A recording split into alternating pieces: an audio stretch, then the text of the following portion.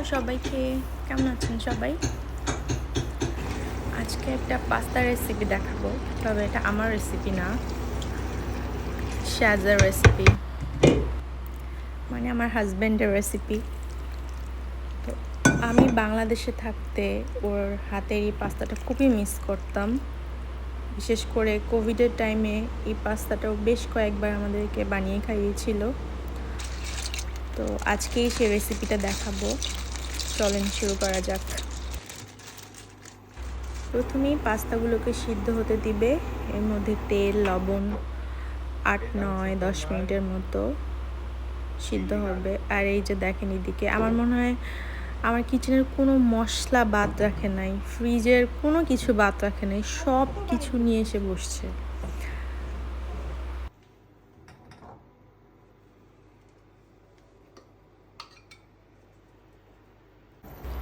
পাস্তাটা প্রায় 9-10 মিনিটের মতো সিদ্ধ করে নিচ্ছে। এর মধ্যে রসুন কুচি দিয়ে দিল, আর বেশ বেশ অনেকগুলো পেঁয়াজ ছিল, প্রায় 3টা বড় বড় পেঁয়াজ ছিল। পেঁয়াজে একটা এলাচ দিয়েছে। আমি যা যা রেসিপি দেখেছি সেসবই বলবো।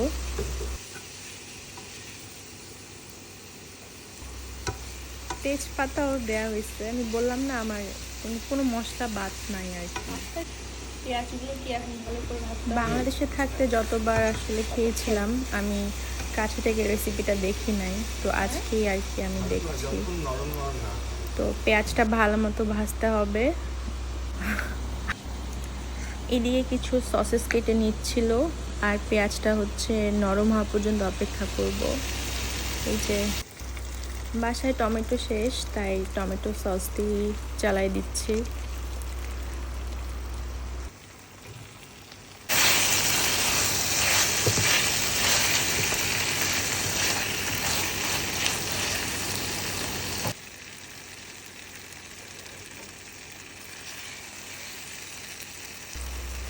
এখন এর মধ্যে দিয়ে দিবে oregano.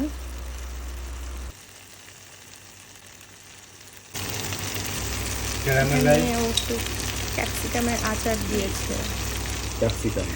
Caramelised capsicum.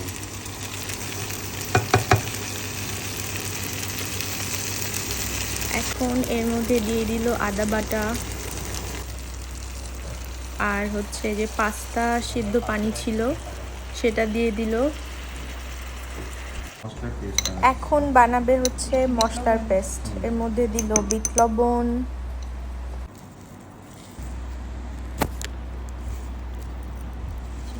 Chilli flakes দিল কিছু, তারপর দিবে গার্লিক পাউডার,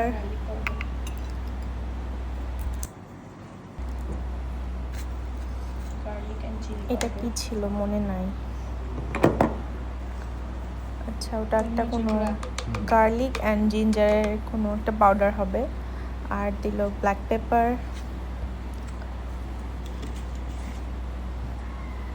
এরপর দিল সয়া সস।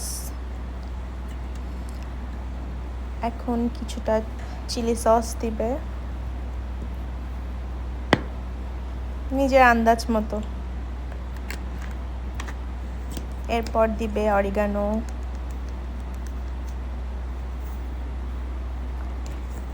সব একসাথে মিক্সড।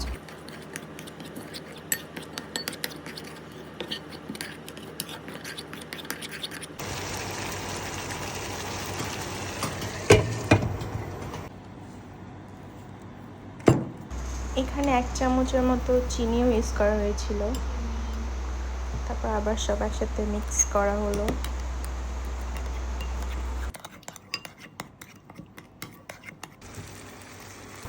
এখন সব মশলা পেঁয়াজের মধ্যে দিয়ে দিবে, তারপর একসাথে ভালো করে পেঁয়াজ মশলা মিক্সড করতে হবে।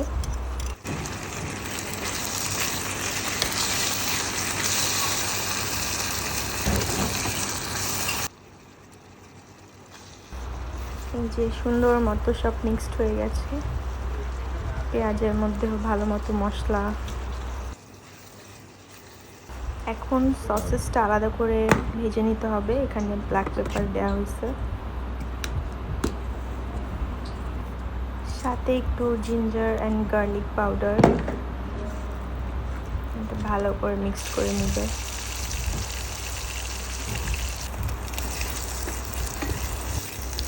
সসেজগুলো ভালো মতো ভাজা হয়ে গেলে 2টা ডিম ফেটিয়ে ভালো মতো ভেজে নিতে হবে। এখন তৈরি করতে হবে ক্রিম। এর মধ্যে 1 কাপের মতো দুধ দেওয়া হলো, ফুল ক্রিম দুধ, অ্যান্ড এর মধ্যে কর্নফ্লাওয়ার দেওয়া হলো।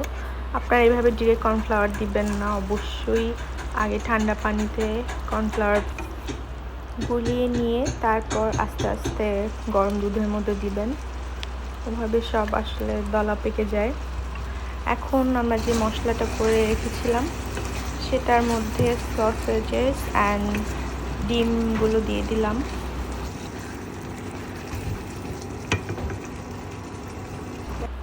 এটা ভালো মতো মিক্স করার পর এর মধ্যে পাস্তাটা দিয়ে দেওয়া হবে। মশলার সাথে পাস্তাটা ভালো করে মিক্স করে নিতে হবে, অ্যান্ড আবার সেই সিদ্ধ পাস্তার পানিটা দিতে হবে।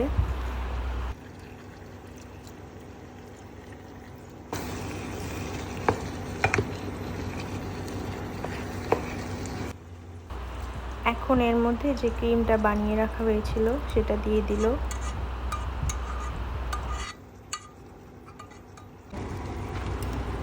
এখন দেয়া হবে অনেক করে চিজ।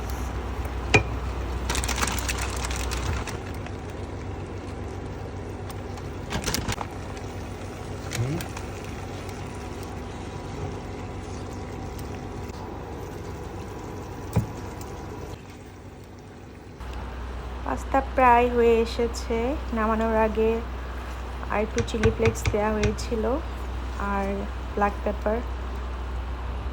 এই তো রেডি। যদিও অনেক সময় লেগেছিল, বাট সিরিয়াসলি এটা খুবই মজার ছিল, খুবই মজার ছিল। আমি তো প্রায় 2 প্লেট পাস্তা খেয়েছিলাম। এত ক্রিমি ছিল, প্লাস মিষ্টি ঝাল সব ফ্লেভার ছিল, খুবই মজার ছিল। আপনারা অবশ্যই একবার বাসায় ট্রাই করবেন। সবাই ভালো থাকবেন, সবাইকে টাটা।